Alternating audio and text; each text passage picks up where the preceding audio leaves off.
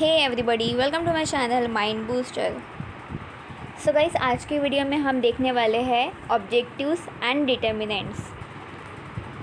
सो जो हमने last video में पढ़ा था इंडियन फॉरेन पॉलिसी के बारे में, तो उसके कुछ ऑब्जेक्टिव्स एंड प्रिंसिपल्स है, जैसे कि any activity is likely to be productive when goals and objective steer it. तो कोई भी चीज़ ज़्यादा प्रोडक्टिव हो जाती है जब उसके कुछ गोल्स होते हैं, कुछ ऑब्जेक्टिव होते हैं। So it is a case with India's foreign policy. Without knowing these objectives, it may not be easy to appreciate and evaluate the course of the policy. तो इंडिया की फॉरेन पॉलिसी को जानने के लिए हमें उसके ऑब्जेक्टिव्स, उसके goals को पढ़ना पड़ेगा। India's leader have specified right from the time of independence those objective. Beside, many analysts and scholars have highlighted and evaluated these goals in their writing and analysis. तो जो इंडिया के leaders हैं उन्होंने ये सारे ऑब्जेक्टिव्स इंडिपेंडेंस के time से ही बताए हैं, और कुछ एनालिस्ट है, जो स्कॉलर है, तो उन लोगों ने उनके बुक्स में ये मेंशन किए हैं।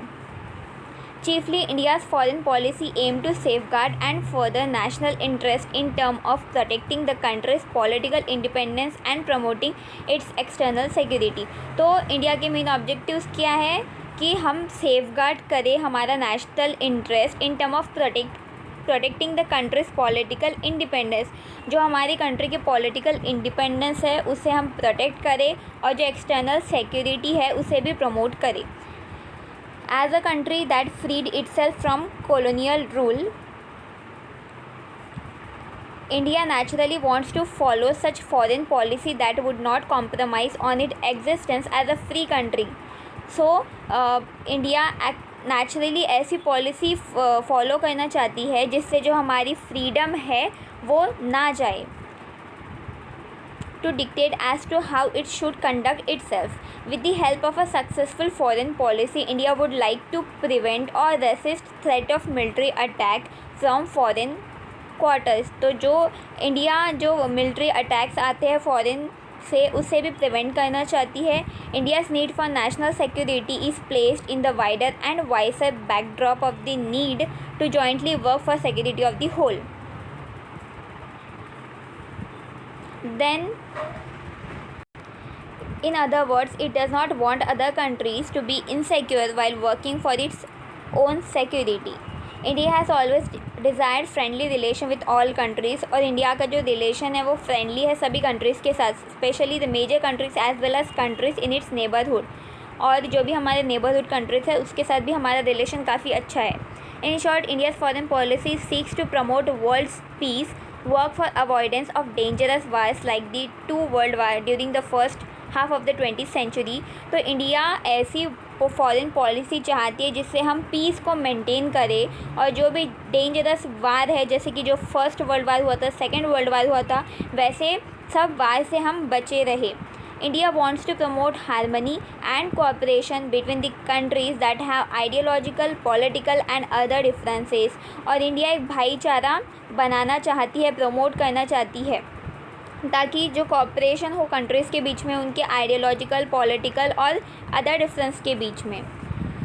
As a country that suffered colonial rule and became free after long peaceful struggle. तो हमारी कंट्री कैसी थी? हमारी कंट्री के ऊपर कॉलोनियल रूल, ब्रिटिश रूल चल रहा था, उससे हमने खुद को फ्री किया है बहुत लंबे अरसे के बाद, एंड हम पीसफुली एक पीस अचीव कर पाए हैं।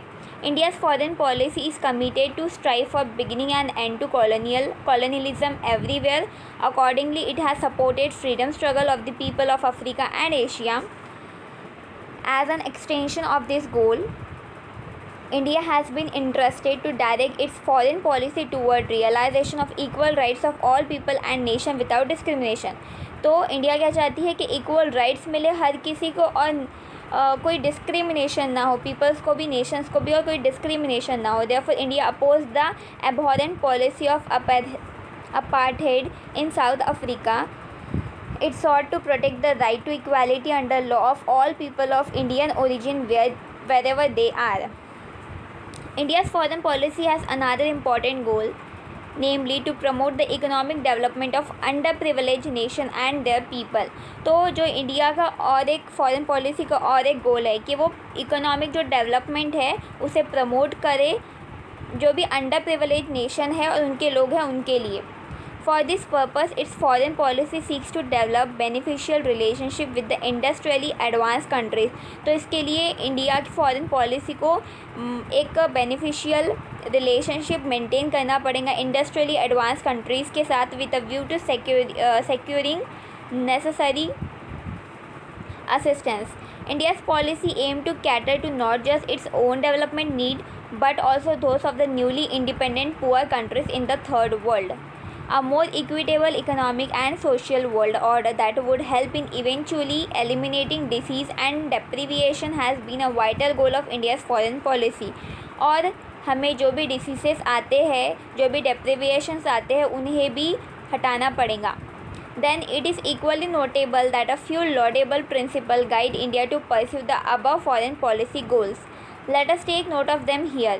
India has tried to stand by the principle of avoiding use of force in settling differences with other countries.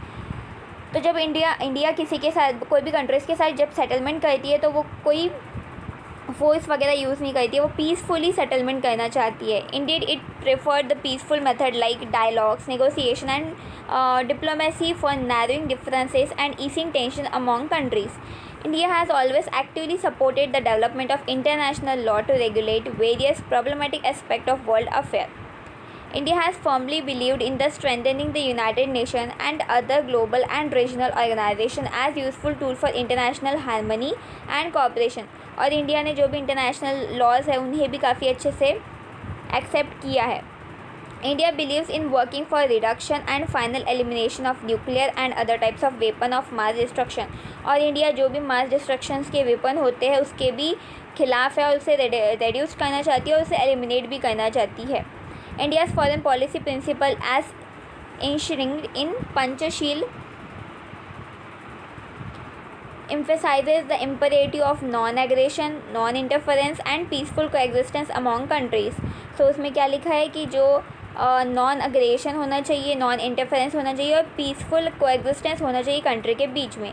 In short, through foreign policy India wants to be seen as peace loving, mature, law abiding and trustworthy country while trying to benefit from friendly contact with other countries in the society of nation. तो India एक piece loving, mature, law abiding और trustworthy country बनना चाहती है. और second one is determinants of India's foreign policy. So there are several factors that have influenced and continue to influence the shaping of India's foreign policy. Some of these factors are permanent nature while others change with the time. In this section we will discuss major determinants of India's foreign policy like geography, history and culture, domestic situation, external environment etc. तो जो determinants है उसमें आते हैं geography. तो हमें geography को देखना पड़ेगा, इंडिया की जोग्राफ़ी, हिस्ट्री, उसका कल्चर, उसका डोमेस्टिक सिचुएशन, एक्सटर्नल एनवायरनमेंट, ये सारी चीज़ें. ओके, तो फर्स्ट जोग्राफ़ी.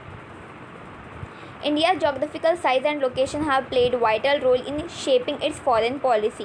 तो सबसे पहले जब फॉरेन पॉलिसी बनाते हैं तो हमें देखना पड़ता है कि हमारी जो जोग्राफिकल बाउंड्रीज़ है वो कितनी है, देन हम कौन कौन से कंट्रीज़ के साथ कनेक्ट करते हैं, ये सारी चीज़ें हमें देखनी पड़ती है. India is very big in size, it is the 7th largest in the world. और इंडिया की साइज़ काफ़ी बड़ी है और वो पूरे वर्ल्ड में 7th लार्जेस्ट कंट्री है with nearly 3 million square kilometers of territory. On its north, its boundaries are associated with the world famous Himalayan mountain range. तो इंडिया के नॉर्थ में आते हैं Himalayas. It has 15,000 kilometre long land boundaries with Pakistan in the west. और west side में India connected है पाकिस्तान के साथ, Bhutan, China and Nepal in the north. और नॉर्थ में भूटान के साथ, चाइना के साथ और नेपाल के साथ कनेक्टेड है. Bangladesh and Myanmar in the east. और ईस्ट की तरफ से Bangladesh and Myanmar. Afghanistan and the former Soviet Union are in the immediate vicinity of Jammu and Kashmir. Jammu and Kashmir के ऊपर कौन है? Afghanistan and former Soviet Union है. Prime minister Atal Bihari Vajpayee had noted often that one can change one friend. तो जो प्राइम मिनिस्टर थे हमारे अटल बिहारी वाजपेयी, उन्होंने कहा है कि हम अपने दोस्त बदल सकते हैं लेकिन हम अपने नेबर्स बदल नहीं सकते। Therefore, India has been keen to have friendly and tension-free relation with all the neighbors. तो इसीलिए इंडिया को एक फ्रेंडली और एक टेंशन फ्री रिलेशन बनाना चाहिए अपने नेबर्स के साथ।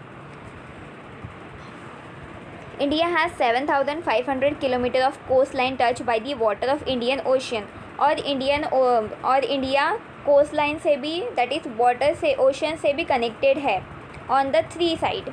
Most of India's foreign trade is routed through the Indian Ocean, just as the Indian harbour witnessed dense traffic of merchant ships proceeding from or toward Europe, West Asia, Southeast Asia and East Asian region। तो जो जैसे कि India connected है Indian ocean से 3 side से, तो जो हम ट्रांसफ़र करते हैं, मतलब जो भी हमारे शिप्स आते हैं ओशियन के थ्रू, सो वो उससे हमारे काफ़ी,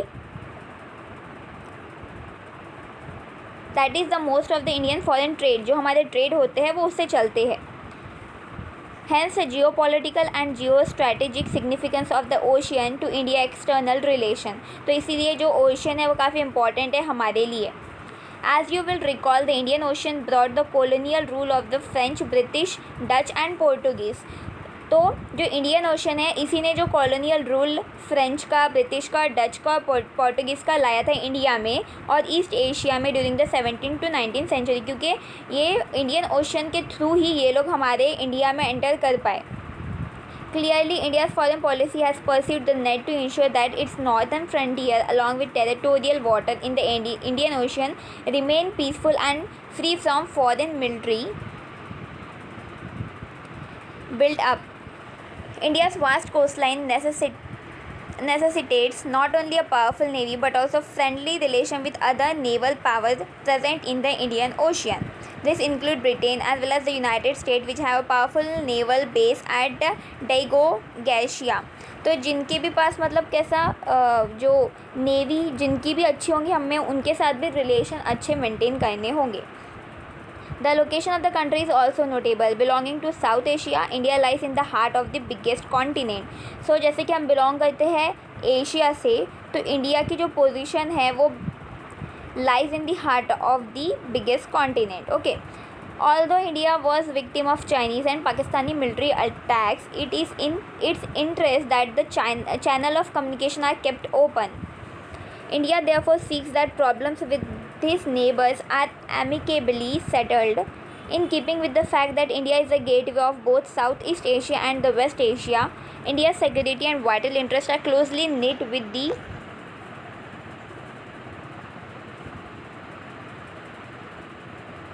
peace and stability in the larger region of Asia. So second one is history and tradition. So guys, आज का वीडियो इतना ही। नेक्स्ट वीडियो में हम देखेंगे हिस्ट्री एंड ट्रेडिशन और उसके आगे के टॉपिक्स। सो अगर आपको चैप्टर समझ में आया हो, वीडियो पसंद आया हो, सो प्लीज़ मेरे चैनल को सब्सक्राइब कीजिए, लाइक कीजिए और अपने फ्रेंड्स के साथ शेयर भी कीजिए। So see in the next video, bye bye.